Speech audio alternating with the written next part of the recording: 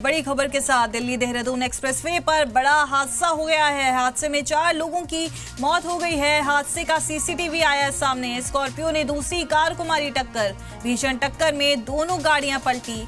सहारनपुर में दिल्ली देहरादून एक्सप्रेसवे पर भीषण सड़क हादसे में एक ही परिवार के 4 लोगों की मौत हो गई थी। सभी हरियाणा के रहने वाले थे।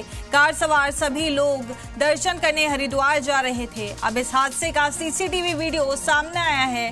वीडियो में दिख रहा है कि टियागो चालक कार का पीछा कर रहा था, तभी तेज रफ्तार स्कॉर्पियो ने पीछे कार को जोरदार टक्कर मार दी। टक्कर लगते ही टियागो कार करीब 300 मीटर तक घिसटती गई।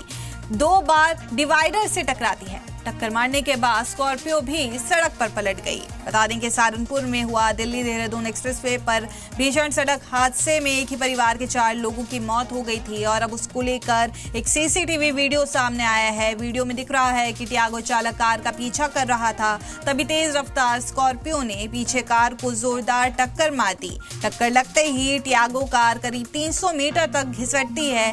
2 बार डिवाइडर से टकराती है। टक्कर मारने के बाद वहीं स्कॉर्पियो भी सड़क पर पलट गई। वहीं आपको बता दें कि इस हादसे में परिवार के 4 लोगों की मौत हो गई थी।